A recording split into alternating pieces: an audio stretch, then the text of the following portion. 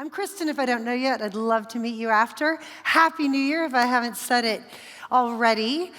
Who's done their ins and outs this year for 2025? Yeah? Our family did it just after Christmas, before the actual New Year. And we also looked at last year's ins and outs. We did okay. I wouldn't say perfect. We missed the Guinness thing, I gotta say. Who knew, right? That pubs would be out of Guinness. Okay, but our ins and outs, and this gives you a little bit of a flavor, possibly too much information. I did get permission from my family, silence is agreement, right? To share some of these. Our ins and outs for 2025, our predictions. Okay, Jeff's. Jeff's were good movies, bike lanes, and Calafiore, Arsenal's number 33 defender. Anyway, I won't say any more. That would be mine as well, my end. Noah's were long socks, street puppetry, and monopolies. Not the game. A little bit dark. Aces were modernist furniture and tactical nuclear weapons. Let's hope not. Anna Claire's were Scottish Highlands and Bothies, gin and tonics, and kiwis. The fruit, I think, not the people, although it might have been both. And mine were home-cooked meals, spirituality, New World wines, and Calafiore. Anyway, outs this year just were Putin, farting, skiing in Kamchatka, and fish bones. After one was caught in his throat while eating. He's okay, he's downstairs with the kids, but that was an exciting moment of our Christmas. Noah's were Star Wars spin-off TV shows. Don't know if anyone else agrees with that. Streaming services. And Aces were Guinness. It's gonna go out, according to ASA, airstrikes, and IBS. And Anna Claire's were cologne, facelifts, and Air Force Ones. I had fuzzy bike transport things that are really loud on Oxford Street. That was one of my outs. Tinted contact lenses and Burgundy wine. I don't know why I said that. I love Burgundy wine, but maybe it's just gotten a little too expensive. Anyway, so whatever your ins and outs were, our reading is a good entry because I think it talks a little bit about what Jesus and the disciples and Pharisees were kind of wrestling with on the ins and outs front. We don't know what time of year this happened, but let's turn to our reading. For those who want to follow along, Matthew 9, verses 9 to 17. As Jesus went from there, he saw a man named Matthew sitting at the tax collector's booth. "Follow me," he told him, and Matthew got up and followed him.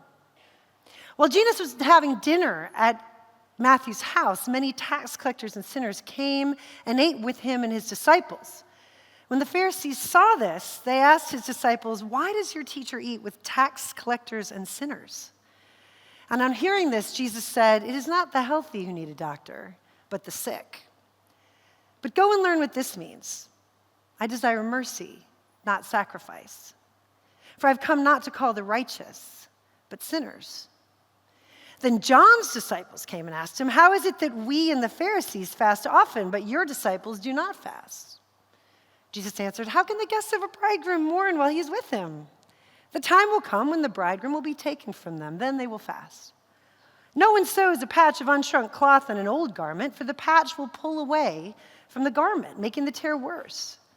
Neither do people pour new wine into old wineskins. If they do, the skin will burst, and the wine will run out, and the wineskins will be ruined. No, they pour new wine into new wineskins, and both are preserved." Okay, ins and outs. Here's Jesus turning what is out in and what is in out, right? Jesus is once again turning everything upside down. He's called Matthew, a tax collector, the lowest of the low, despised by both his own people and the Gentiles, to be one of his followers.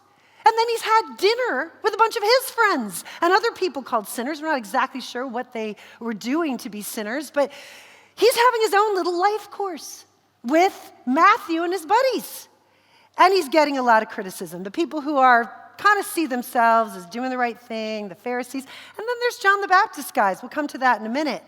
But they are completely confused, as you can understand, because tax collectors, there's some really good arguments as to why they were the lowest of the low. I mean, they are basically asking their own people to pay for their own oppression, right?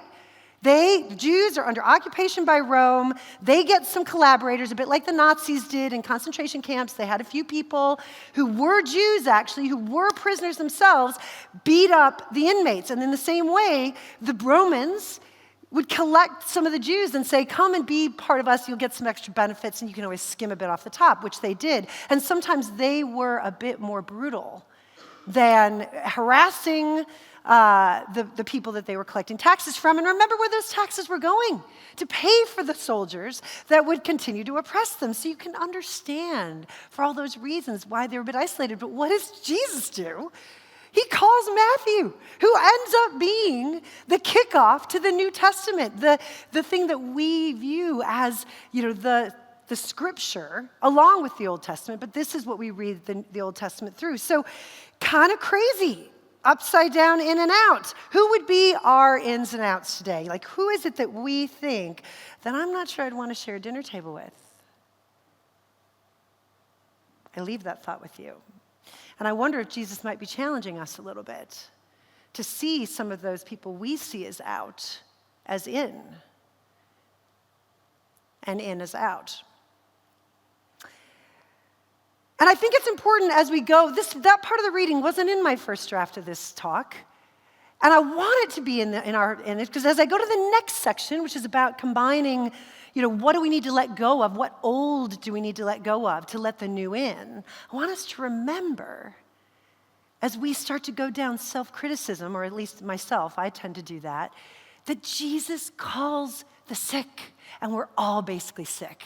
If anyone thinks there isn't, I just question, they aren't. I question whether from a, ultimately spiritual, moral perspective, we all are a bit broken, aren't we?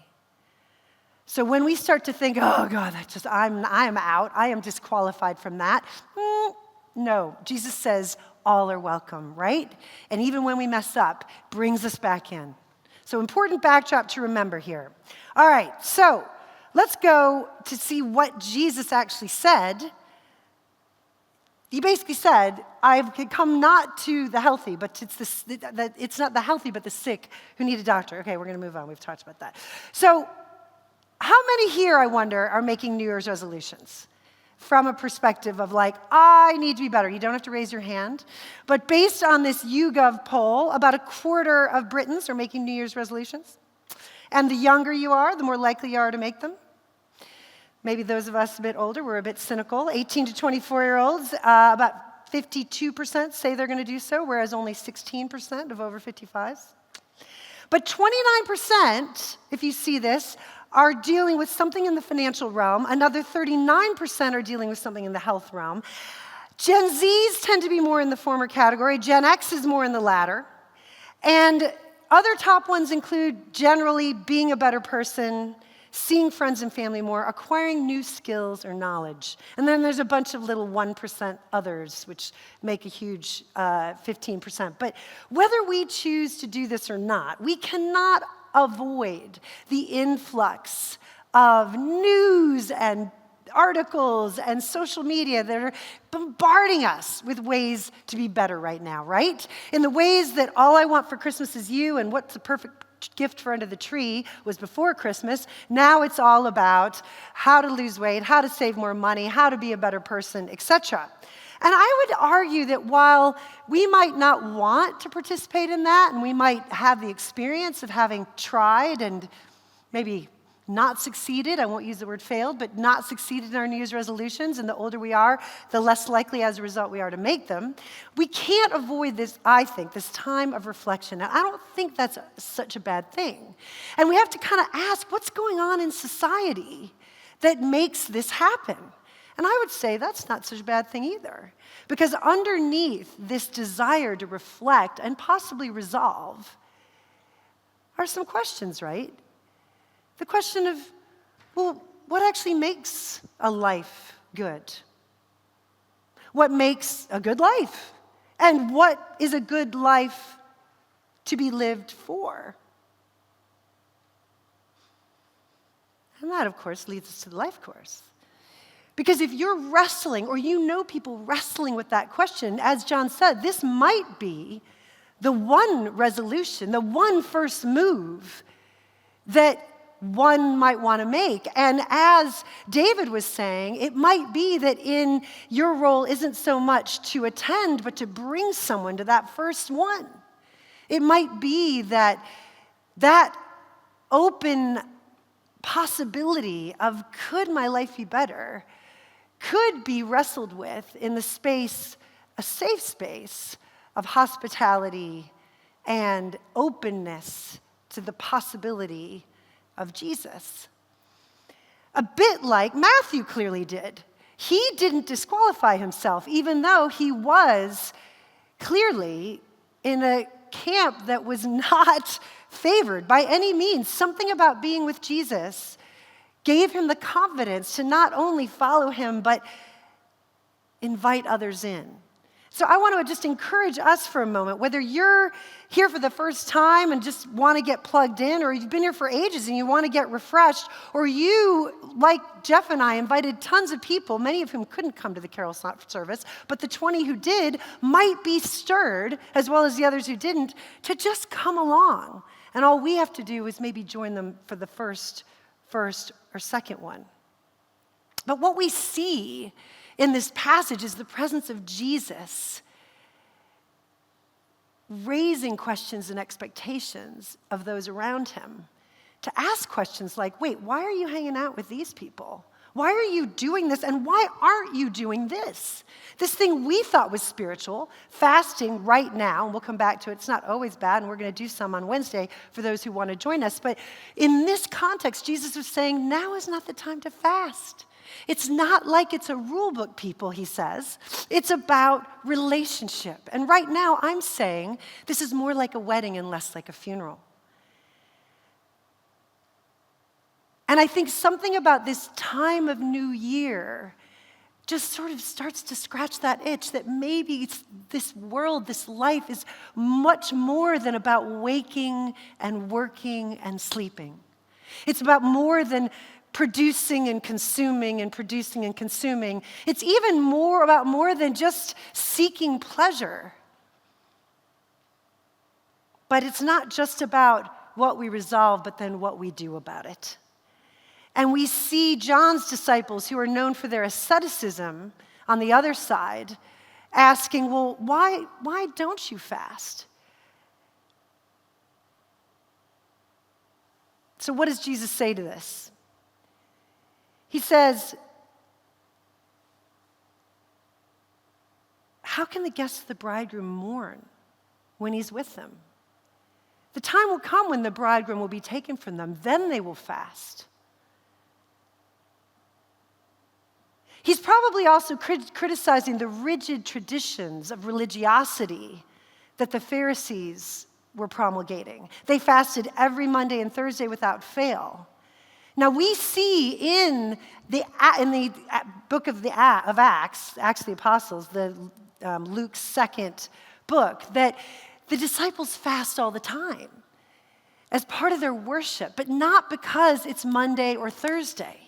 And we're inviting those of us who want to join, whether you can come Wednesday night or not, to fast in some way and come and break fast with us over pizza, if you'd like, on Wednesday night before we pray into the new year. So Jesus is not saying it's always out or always in.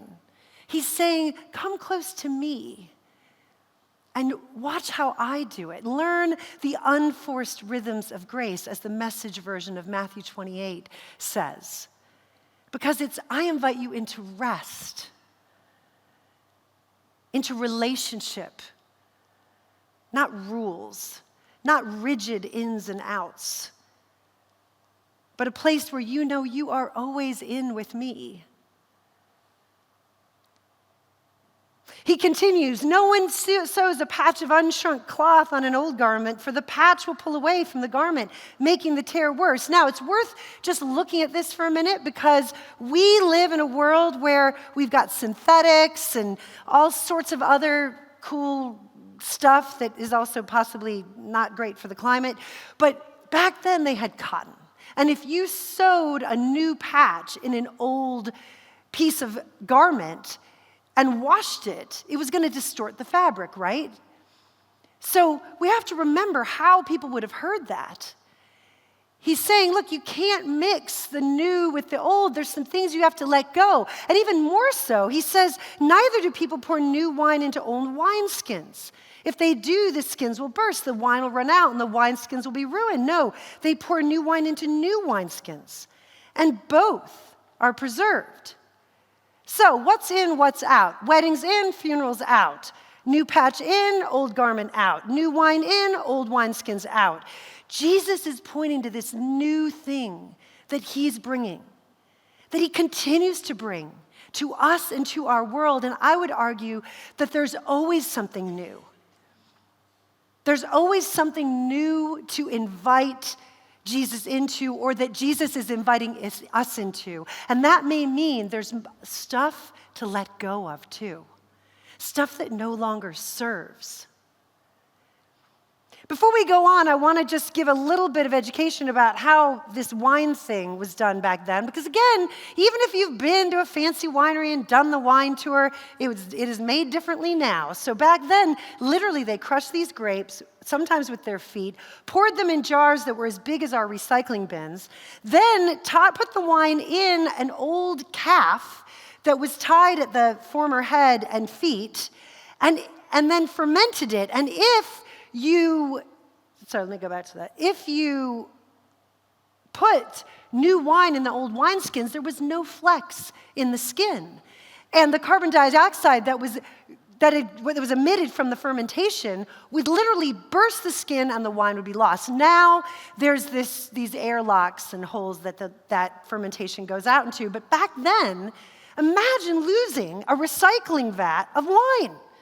That's like real money. So, and really good wine, possibly, eventually. So Jesus is saying we've got to think about what we're receiving, this new wine, this new cloth, this time of wedding, not funeral. And I wonder how you would define that new wine that Jesus talks about, that newness.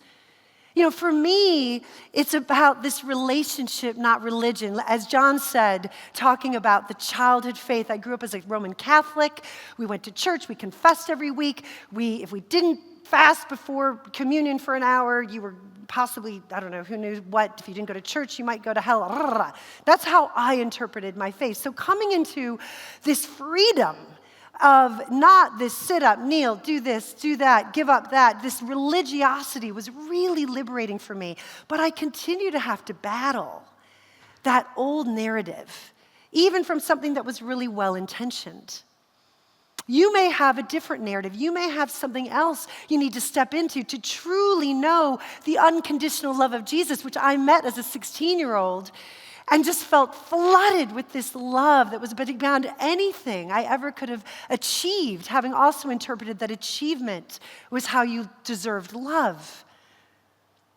I learned about being forgiven no matter what, about, just this incredible grace that was extended to me over and over again, which allowed me to extend it to others. And when I reconciled with my father after 11 years of estrangement, as Camilla talked about, I was really moved by that story because it took a while to keep forgiving and wanting to forgive and wanting to want to forgive before it actually happened.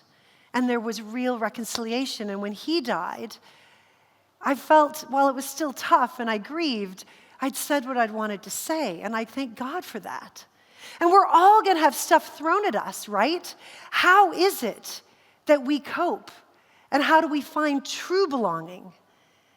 I've found a church like this as a spiritual fitness center that keeps me at my best in the sense of spiritual fitness, but that doesn't mean it's perfect, and that doesn't mean it's easy, and that doesn't mean there's not going to be issues, because we're people and we're messy and we're broken, but this is where we get to practice the stuff, right? So we can go out there where people don't necessarily have this idea of grace, where it's cancel culture, where it's, perfectionism. So we can practice this stuff together with our brokenness. And it brings us what I believe is true freedom versus a freedom that we try to grip and manufacture. It's one that's more open-handed. And I get it wrong all the time, and I'm putting this new wine into old wineskins. And I'm having to do, if you heard my preach about hope, stop in the name of love as I change the old songs in my head with a new song, the song of God singing over me. How long do you think the average New Year's resolution actually lasts? Who thinks 6 months, 5 months, 3 months? Close. Well, that's actually not. It's about 20% last 2 or 3 months. But most end so soon that we actually have something called the Quitter's Day, the second Friday of January. And there's even one called Ditch New Year's Resolution, January. So this year, the first is January 10th and the second is January 17th. So it doesn't last very long. We don't do that well with keeping these resolutions. And I wonder if it's because we're looking at it the wrong way. I wonder if we saw this time of year not as a time of inevitable failure, so we don't even bother reflecting or resolving, but also not a time to make promises that we can't keep and setting ourselves up. What if we saw it as a time to make room for new possibilities? What do we need to let go of to let in? What needs to go out for Jesus to come in even more? There's two powerful motivators to change. I'm sure you can guess what they are. The first is pain, and the second is possibility. And I want to say, if you're in pain right now, my heart, our heart goes out to you. And you are not alone. And as, was it Sean who said that if you've got stuff you're dealing with, if you are still waiting and persevering through that place of pain and waiting, let us wait with you. Let us persevere with you. Let us contend with and for you and whatever it is you're dealing with. Come Wednesday, pray into that. Or fast with us if you can't make it. But sometimes there's pain that we inflict upon ourselves. Sometimes we stay in old habits because they're powerfully comfortable. It's sometimes not until our misery is higher than our fear of change that we actually step out and do something different. Sometimes we're forced there. Sometimes we go there. This is what led me to St. Mary's, quite frankly, is the pain was high enough to know we needed to go, but it wasn't without pain. In Richard Rohr's book, Falling Upward, highly recommend, he writes, the familiar and the habitual are so falsely reassuring, and most of us make our homes there permanently. The new is by definition unfamiliar and untested, so God, life, destiny, suffering have to give us a push, usually a big one, or we will not go. Someone has to make clear to us that homes are not meant to be lived in, but to be moved out from. But then there's possibility. That is the stuff that can get us to make changes because we see the potential. And sometimes we say, I'm willing to go beyond the fear to reach that potential, even to the at risk of failing.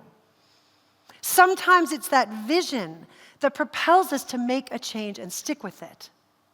I was really moved by this article by David Brooks, December 19th in the New York Times opinion section called The Shock of Faith. It's nothing like I thought it would be. He writes about his 11-year journey that was peppered with little God incidences, moments of revelation and incredible mountaintop experiences, one of which was at the bottom of the 33rd and 8th Avenue subway. And if any of you have been in that subway, that is not a nice subway. And he just saw every single person, whether they were homeless or millionaires or oppressed or happy, as a series of souls. And he said, oh my gosh, what if there's a soul maker? And he realized that all of his journalism about the dignity of life and why rape was always bad and why genocide was always evil is probably founded on some moral universe. And then he kept having all these little God incidences. And so 11 years later, he says that while still a Jew by tradition, he goes to church and is probably moved to the other side, as he's reminded, by his tribe regularly. And he says, well, I love Jesus the Jew, I can't unlearn Matthew's Beatitudes, or Jesus' Beatitudes written about in Matthew. He writes this, he says, for me, faith is less about a belief system as something you possess, but more about something you long for. He continues, think about the drives that propel you through life. Some are caused by a void. You get hungry when your stomach is empty, but others are caused by attraction. You sense some distant, delicious thing and find yourself pulled forward by its goodness. He says, sometimes I feel pulled by a goodness that seems grand and far off, a divine luminosity that hovers over the far horizon. And this draw has led him to do the really embarrassing thing of starting to go to church, which he says, I feel like I started investing in the stock market before the '29 crash, with all the scandals and the horror and the way that in America in particular, the church has become such a source of division. But he says, that's where I find peace and grace. And are those people necessarily better than the people outside? No, not necessarily, but we're all a bit of a mess. Pain and possibility. We are so tempted to numb the pain and fill the void of possibility with short-term fixes, aren't we? And I wonder about what's behind some of these New Year's reflections, resolutions are really scratching that itch. And if we could go back to Jesus, let Jesus, as Charlotte said, guide our steps, what would we have the confidence to let go of?